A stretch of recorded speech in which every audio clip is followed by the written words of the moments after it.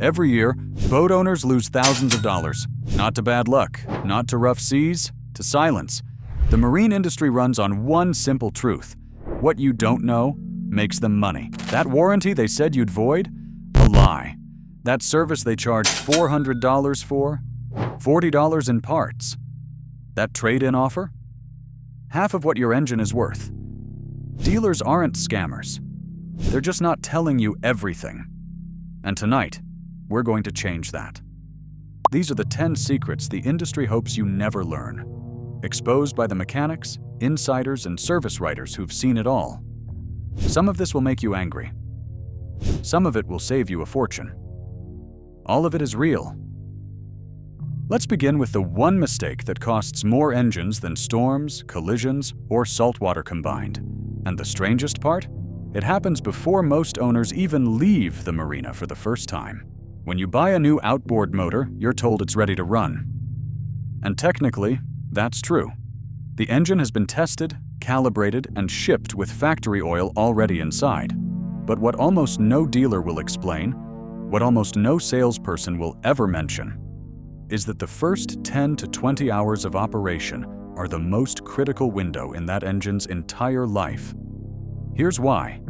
Inside every new outboard, metal components are still settling. Piston rings are seating against cylinder walls. Bearings are wearing into their housings. Gears are meshing for the first time under load.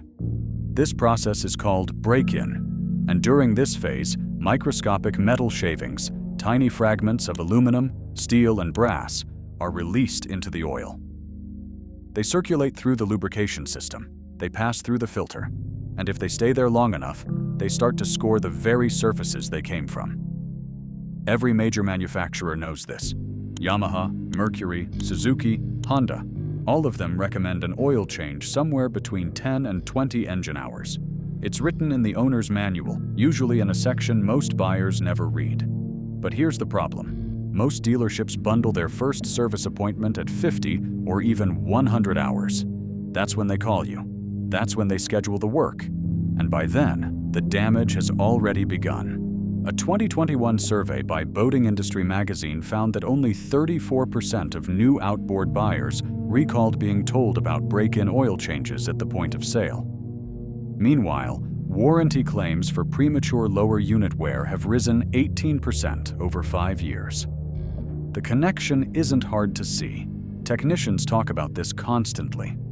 One veteran mechanic put it simply.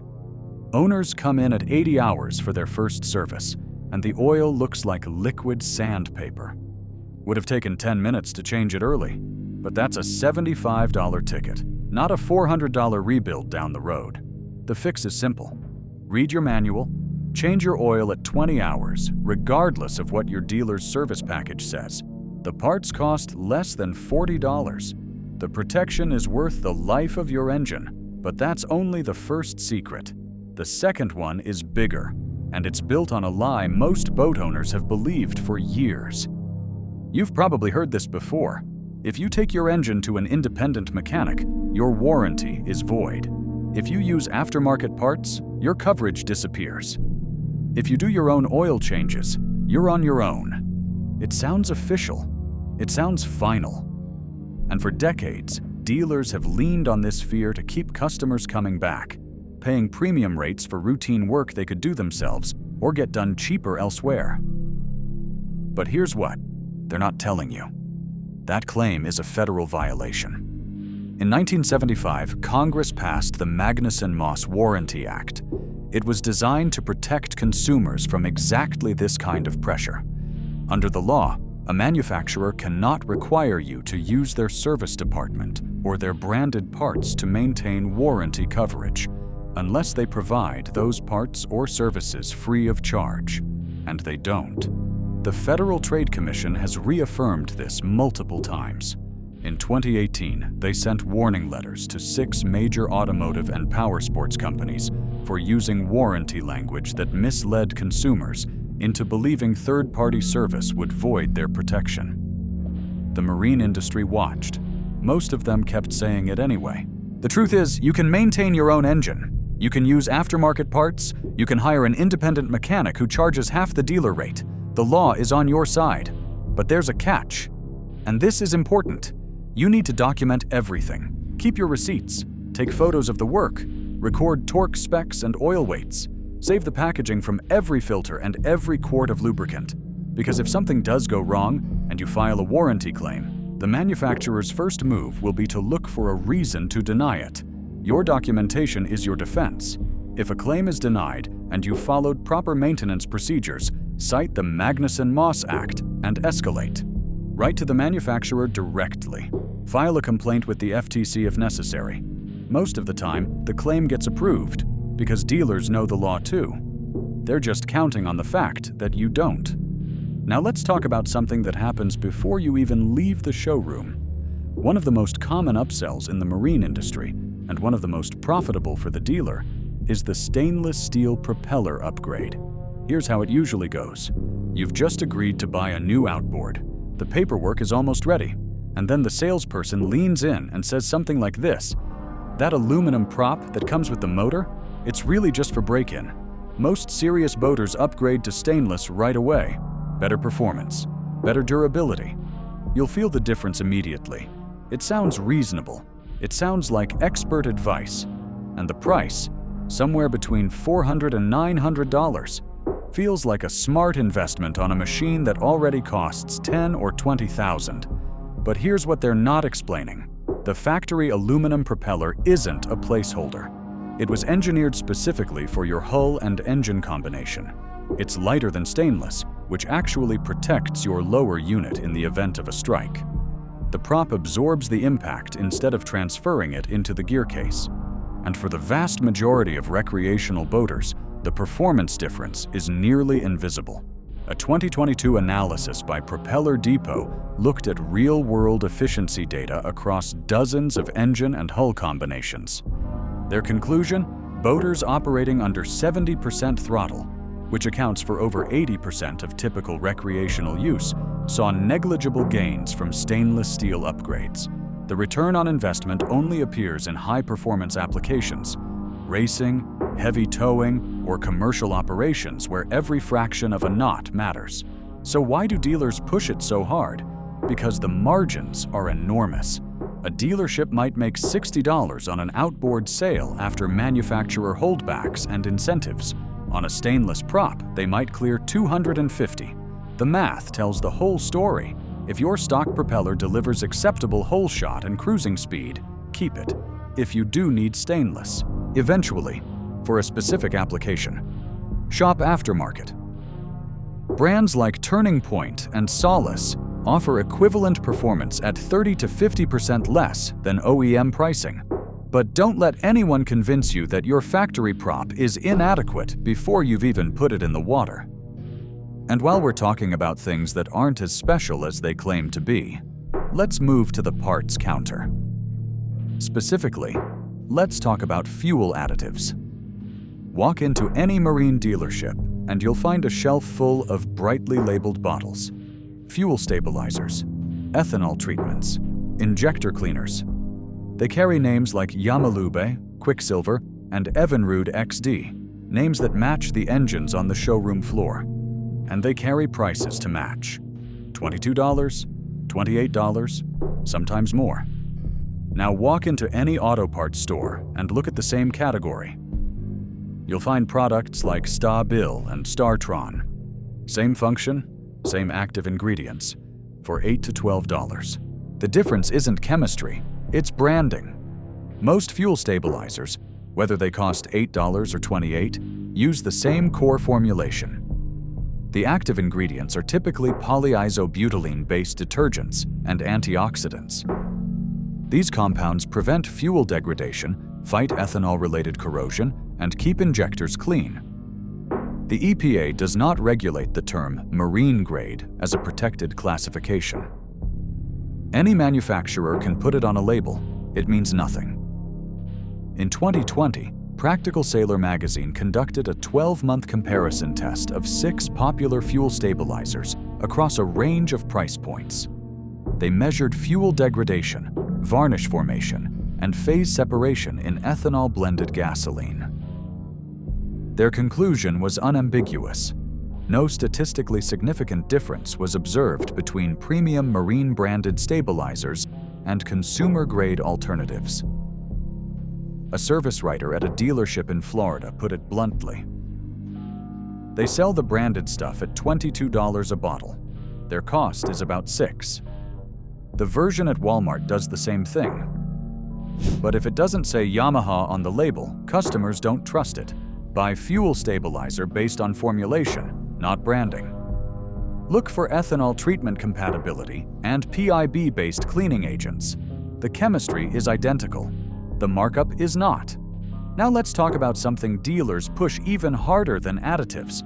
Something that generates enormous profit with almost no risk to the seller.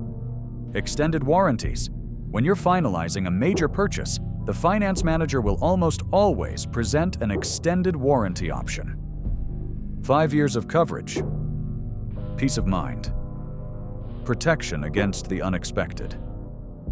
The price is usually somewhere between $1,500 and $3,000, depending on the engine size and coverage level. What they won't tell you is how those warranties are priced, or how rarely they pay out. Extended warranties are among the highest margin products in the marine retail business. A policy sold to you for $2,500 might cost the dealer less than $700 at wholesale. The difference is pure profit, and statistically, most buyers will never file a single claim. A 2023 Consumer Reports analysis examined extended warranty outcomes across multiple product categories. They found that fewer than 20% of extended warranty buyers ever file a claim. And of those who do, less than half receive a payout that exceeds the cost of the premium they paid. The marine industry's numbers are even worse. There's another layer to this. Many extended warranties duplicate coverage you already have. Yamaha, for example, offers a 3-year limited factory warranty on most recreational outboards. A 5-year extended policy only adds 2 years of actual protection, but it's priced as if it covers the full 5. One finance manager, speaking off the record, called them dealer profit packs. His bonus was tied directly to how many he sold each month. Most customers never use them. That's the whole point. Before buying extended coverage, read your manufacturer's warranty carefully. Understand exactly what's already included. Calculate the true extension period. Compare pricing with third-party marine warranty providers, who often offer equivalent coverage at lower rates. And consider this: if you took the money you'd spend on an extended warranty and put it into a dedicated repair savings account, you'd likely come out ahead, with the flexibility to use those funds however you need. Now let's move to a service that almost every boat owner pays for, and almost none of them question: winterization. If you live anywhere with freezing temperatures, you already know the drill. Every fall, the marina sends a reminder. Time to winterize your outboard. Protect your investment. Schedule your appointment now.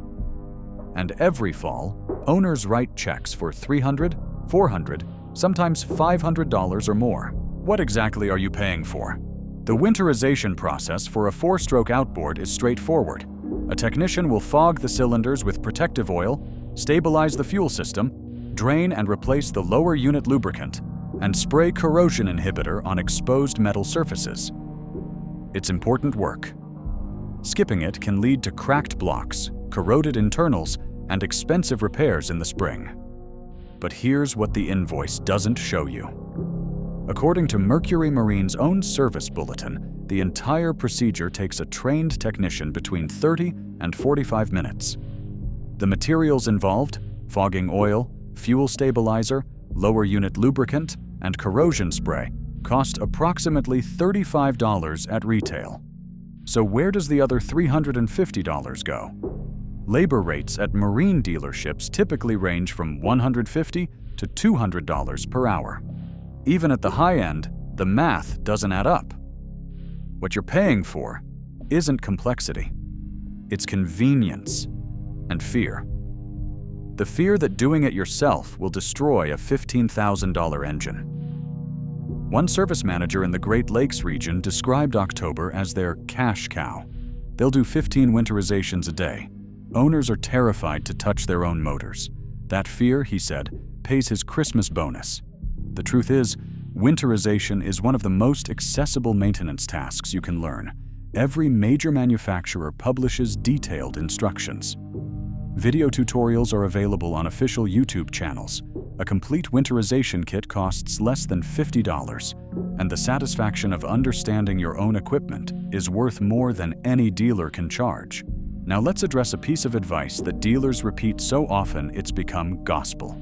Flush your engine immediately after every saltwater use. Some dealers say within minutes. Others imply that waiting even an hour is gambling with corrosion. This urgency drives sales. Dealer-installed flush systems, dockside flush services, corrosion inspection packages, emergency flush kits priced at over $100. But the engineering tells a different story. Most modern outboards are designed with salt exposure in mind. Yamaha and Suzuki use closed cooling systems that isolate raw water from critical engine components. Mercury's Verado line features advanced alloy construction with enhanced corrosion resistance. These engines can tolerate saltwater residue for 24 to 48 hours before buildup becomes a measurable concern. Yamaha's own engineering bulletin states it clearly. Flushing is recommended after each saltwater use, but is not required immediately. Saltwater residue does not cause significant corrosion within normal post-trip timeframes. Flush regularly. That part is true. But don't let anyone convince you that a 12-hour delay will destroy your powerhead. A simple garden hose adapter, available for under $20, handles the job as effectively as any dealer-installed system. Now we come to something darker. A practice that isn't just misleading, but potentially fraudulent. And unlike the others, this one targets buyers of used and demo engines. When you're shopping for a pre-owned outboard, the hour meter is your primary guide. It tells you how much life has been used and how much might remain. A motor with 50 hours is nearly new. A motor with 2,000 hours is near the end of its service life. The number matters enormously. But here's what the industry doesn't want you to know. Hour meters can be reset, they can be replaced, they can be disconnected entirely during shop testing, boat shows, or extended demo use. And unlike automotive odometers, there is no federal regulation governing hour meter accuracy in the marine industry. A 2022 investigation by Soundings Trade Only surveyed marine dealers across North America. Nearly 12% admitted to adjusting hour readings on demo or repossessed inventory before resale. The National Marine Manufacturers Association has no binding standard requiring disclosure. One insider explained the math bluntly. If a demo motor shows 200 hours, it doesn't sell. If it shows 14 hours, it sells at near new pricing. You can guess what happens in between. The protection here is knowledge and verification. Most modern outboards log engine hours internally within the ECU, independent of the dash-mounted meter. When evaluating a used engine, ask the dealer or seller for a service history printout pulled directly from the motor's computer. Compare it to the displayed hours. Request maintenance records with dates and hour readings. If the numbers don't match, or if the seller can't produce documentation, walk away. The risk isn't worth the savings. Now let's pull back the curtain on something that appears on almost every outboard purchase. The rigging fee. When you buy a new motor for repowering or new installation, the dealer will quote a line item for rigging. This covers installation, control cables, throttle systems, steering integration, and the labor to connect everything. The total typically falls somewhere between $2,500 and $5,000. What you almost never receive is an itemized breakdown. Inside that single number are components with significant markups: control cables, hydraulic steering lines, shift mechanisms, and mounting hardware, often priced at 50 to 100% above aftermarket equivalents. Labor is billed at premium shop rates, sometimes for hours that were never actually worked.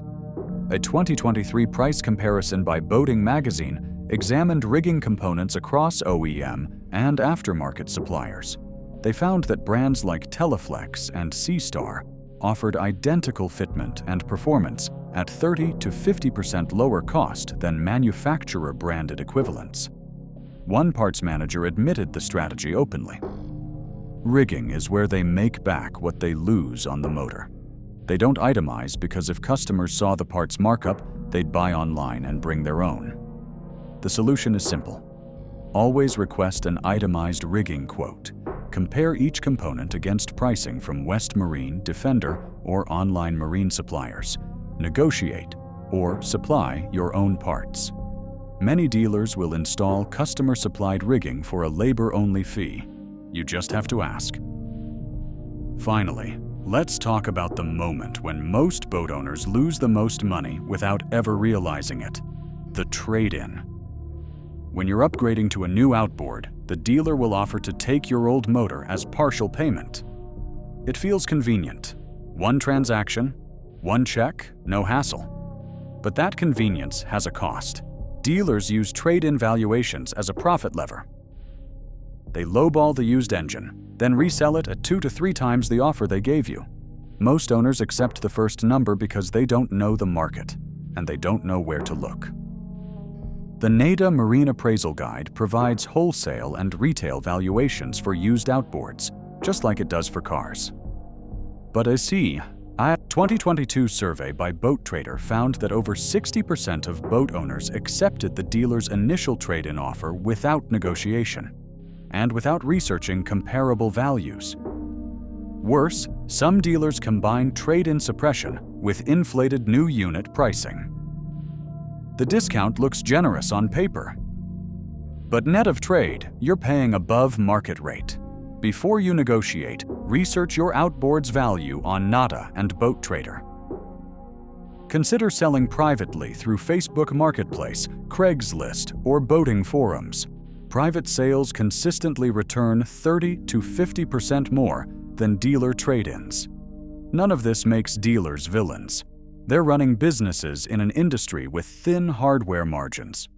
The profit has to come from somewhere. Services, accessories, silence. But the more you understand your engine, the less you need them.